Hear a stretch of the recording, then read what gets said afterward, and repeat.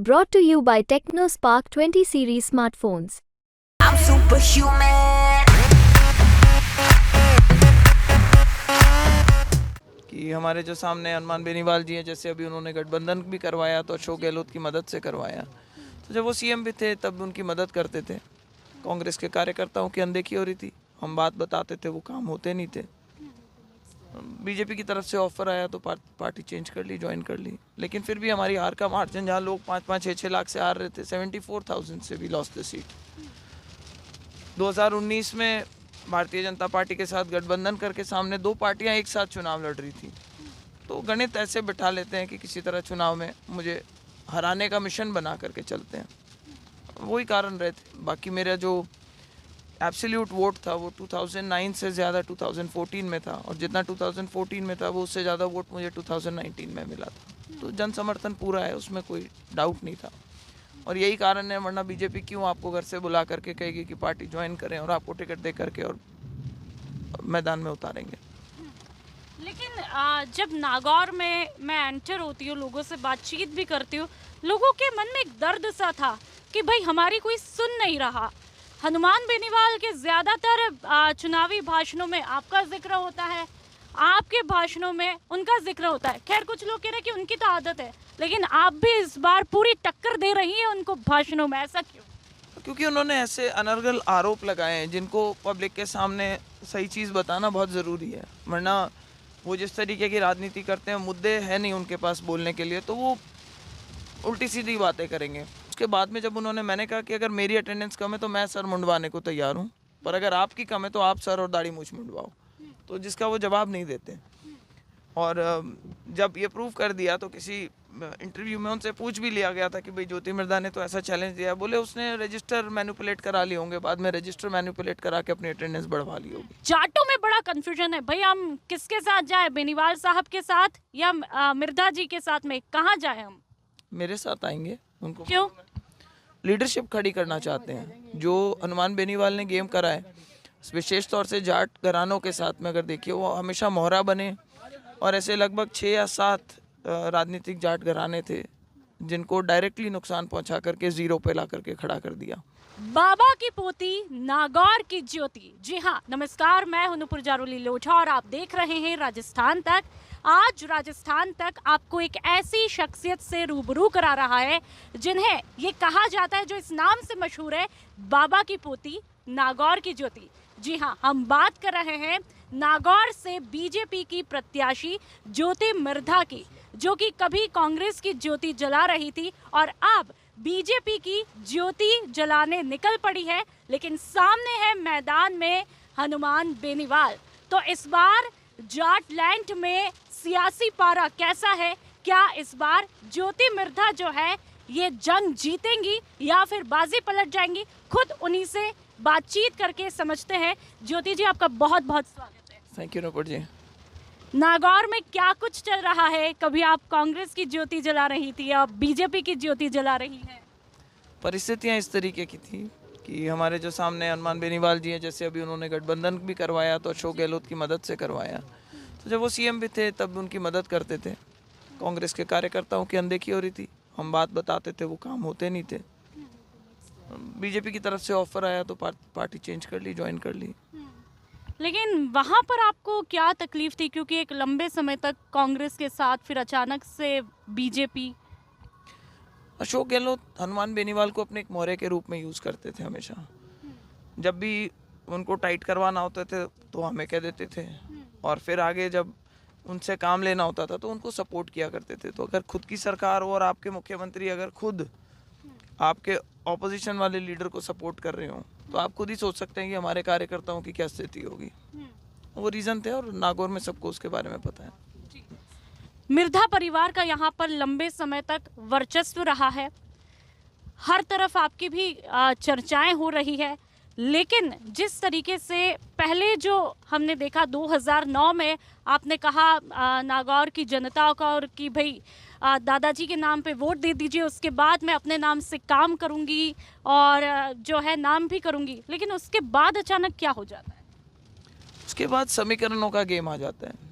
गहलोत साहब हनुमान बेनीवाल को इस्तेमाल करते हैं, 2014 में इंडिपेंडेंट खड़ा करवाते हैं। मोदी जी की लहर थी उस टाइम पर, लेकिन फिर भी हमारी हार का मार्जिन, जहाँ लोग 5-5, 6-6 लाख से हार रहे थे, 74,000 से भी लॉस्ट द सीट। 2019 में भारतीय जनता पार्टी के साथ गठबंधन करके सामने दो पार्टियां एक साथ चुनाव लड़ रही थी, तो गणित ऐसे बिठा लेते हैं कि किसी तरह चुनाव में मुझे हराने का मिशन बना करके चलते हैं, वही कारण रहे थे। बाकी मेरा जो एब्सोल्यूट वोट था वो 2009 से ज़्यादा 2014 में था, और जितना 2014 में था वो उससे ज़्यादा वोट मुझे 2019 में मिला था। तो जन समर्थन पूरा है, उसमें कोई डाउट नहीं था, और यही कारण है, वरना बीजेपी क्यों आपको घर से बुला करके कहेगी कि पार्टी ज्वाइन करें और आपको टिकट दे करके और मैदान में उतारेंगे। लेकिन जब नागौर में मैं एंटर होती हूँ, लोगों से बातचीत भी करती हूँ, लोगों के मन में एक दर्द सा था कि भाई हमारी कोई सुन नहीं रहा। हनुमान बेनीवाल के ज़्यादातर चुनावी भाषणों में आपका जिक्र होता है, आपके भाषणों में उनका जिक्र होता है। खैर कुछ लोग कह रहे हैं कि उनकी तो आदत है, लेकिन आप भी इस बार पूरी टक्कर दे रही हैं उनको भाषणों में, ऐसा क्यों? क्योंकि उन्होंने ऐसे अनर्गल आरोप लगाए हैं जिनको पब्लिक के सामने सही चीज़ बताना बहुत ज़रूरी है, वरना वो जिस तरीके की राजनीति करते हैं, मुद्दे हैं नहीं उनके पास बोलने के लिए, तो वो उल्टी सीधी बातें करेंगे। कभी कहेंगे डिग्री गलत है, डिग्री फर्जी है, कभी कहेंगे कि इसकी पार्लियामेंट में अटेंडेंस कम थी, कभी कह देंगे कुछ, कभी कहेंगे कि MP लाइट का पैसा नहीं खर्च करा था। तो इन आरोपों को तो आपको काउंटर करने के लिए सही जवाब देने पड़ते हैं। और मैंने तो मेरी जो डिग्री थी, या जो पहले इन्होंने कहा कि डिग्री मेरी पता नहीं कहाँ साउथ से या कहाँ से ले रखी है, तो मैंने मेरी डिग्री सोशल मीडिया पे चढ़ा दी। फिर बोले नहीं इसने फर्स्ट ईयर कहीं साउथ से किया था और सेकंड और थर्ड ईयर SMS से किया था, तो मैंने वो सर्टिफिकेट भी लगा दिया जिसमें मेरा एडमिशन बता रखा था, और फर्स्ट सेकंड थर्ड का फर्स्ट अटेम्प्ट के अंदर पास करने का जो सर्टिफिकेशन मिलती है वो चिपका दिया मैंने। फिर पार्लियामेंट में अटेंडेंस की बात को लेकर के आए तो उन्होंने एक बहुत ही स्टूपिड चीज़ बोली, और पहले बोले 30-32% अटेंडेंस है।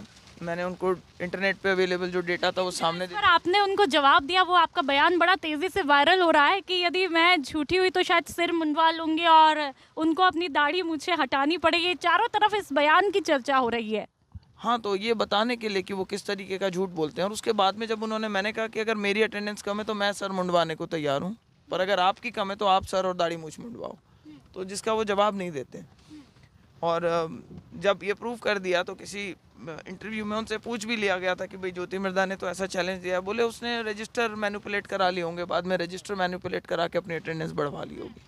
ये पार्लियामेंट है हिंदुस्तान की, वहाँ जो अटेंडेंस में रिकॉर्ड्स होते हैं उसको चेंज नहीं कर सकते। इसीलिए मैंने इनको बोला था कि अन्नू भाई LLB है, इन्होंने कॉलर पकड़ के डिग्री ली है।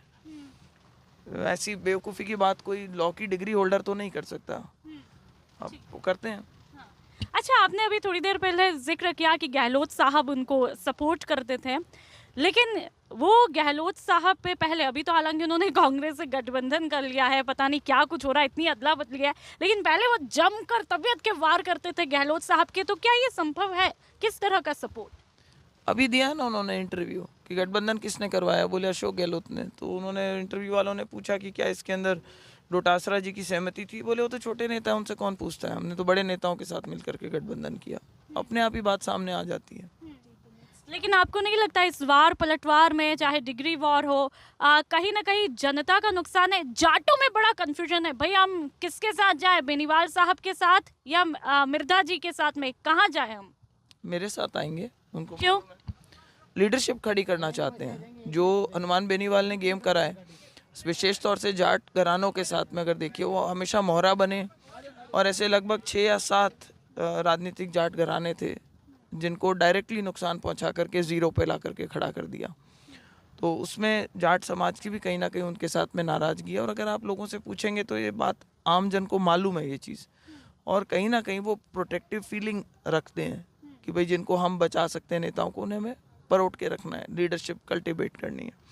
रही बात हनुमान जी की बात करने की, तो क्योंकि उनके पास मुद्दे नहीं है, उनसे कोई सवाल नहीं पूछता, उनसे कोई ये नहीं पूछता कि आप अलायंस करके आए हो कांग्रेस के साथ में, आपका यूनिफॉर्म सिविल कोड के ऊपर आपका क्या व्यू है। कोई उनसे ये नहीं पूछता कि भाई धारा 370 हटी थी, आप उसके पक्ष में हो या आप उसके विपक्ष में हो। आप समझे कि कोई सवाल, उन्होंने आरोप लगाया है कि हम रिजर्वेशन हटाना चाहते हैं, मोदी जी रिजर्वेशन हटाना चाहते हैं इसलिए 400 सीट चाहते हैं। मोदी जी ने तो उसको क्लियर कर दिया बाड़मेर की रैली में, अभी कल भी उन्होंने वापस क्लैरिफाई किया है। लेकिन कोई इनसे पूछे कि क्या इन्होंने रिजर्वेशन हटाने के लिए 2011 में फरवरी में कोई लेटर लिखा था क्या? पर इनसे कोई पूछ नहीं रहा वो सवाल। इनसे ये सवाल पूछने चाहिए, वो कोई पूछता नहीं है। जनता इतनी इग्नोरेंट है कि वो इनकी हा ही के अंदर चल देती है।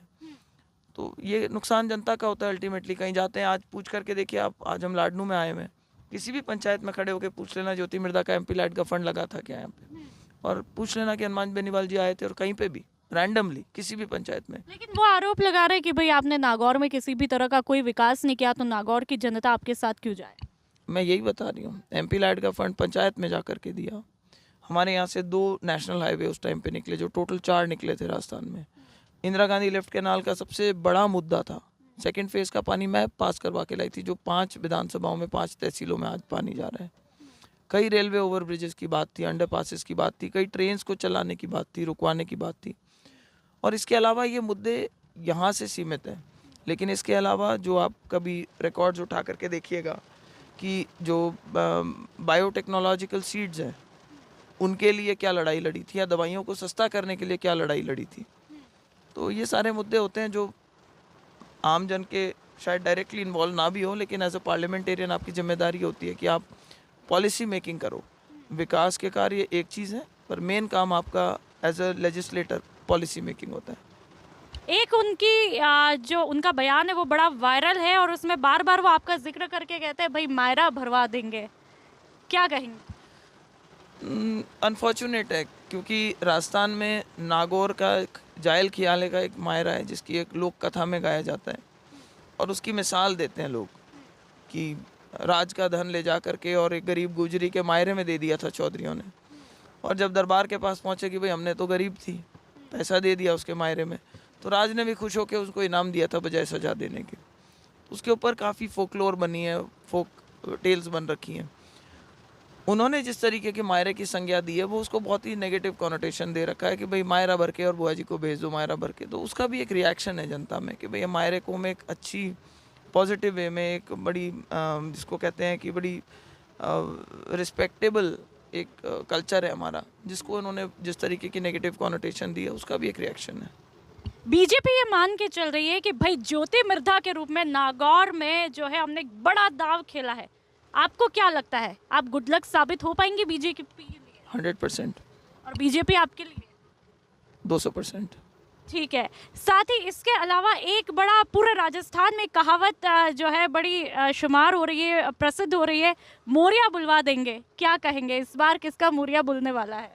ये तो जनता बताएगी, मुझे हमें तो मालूम है किसका बोलने वाला है। तो सामने वाली पार्टी वीक विकेट पे है। जो राउंड आज हम कर रहे हैं, आप पता कर लीजिएगा कि कल उनकी मीटिंग्स यहाँ पे कैसे हो गया। अभी मौसम ख़राब हो गया, वो एक अलग बात है, पर जो सुबह से मीटिंग्स हुई हैं आप सोशल मीडिया पे देख सकते हैं, और जो उनकी मीटिंग्स थी उनका भी आप हाल देख सकते हैं। आपको 2 मिनट में समझ में आ जाएगा कंपैरिजन। मान लीजिए आप नागौर में जीत जाती हैं, तो जनता के लिए वो कौन से 5 काम होंगे जो आप करवाएंगी? मैंने हमेशा बोला है कि पानी हमारा लिमिटिंग फैक्टर है। अगर हम पानी लेके आ जाते हैं, बाकी सब चीज़ें हमारे पास में पर्याप्त मात्रा में उपलब्ध हैं। तो अगर सारा फोकस पानी पे रखना चाहिए, बाकी चीज़ें जो रोज़मर्रा की होती हैं, चाहे मसाला उद्योग हो या आपका मिनरल का कोई हो या सीमेंट का उद्योग हो, ये सब चीज़ें, एग्रीकल्चर, हमारा एनिमल हस्बेंड्री, सब पानी पे डिपेंडेंट है। तो हमारे यहाँ अगर पानी का सॉर्ट आउट हो जाता है, इंडस्ट्री भी आ सकती है, रोज़गार के अवसर पैदा हो सकते हैं, बहुत सी चीज़ें ऐसी है जो करी जा सकती हैं, चाहे एग्रीकल्चर से एनिमल हस्बेंड्री से। लिमिटिंग फैक्टर पानी है जी। तो पानी मुख्य मुद्दा भी है, और यहाँ पर पानी की समस्या सुलझाने का आप दावा भी कर रही हैं। तो ये थी हमारे साथ में ज्योति मिर्धा, जो कि बीजेपी की जोत जलाने के लिए नागौर में निकल पड़ी है। लेकिन 4 जून को ये देखना बड़ा दिलचस्प होगा कि आखिरकार नागौर की जनता के दिल में क्या कुछ है, क्या वो बीजेपी की ज्योति की जोत जली रखेंगी या फिर बुझा देंगी, इसका हमें भी इंतजार रहेगा। कैमरा पर्सन हनीफ जी के साथ में नुपुर जारोली लोढ़ा।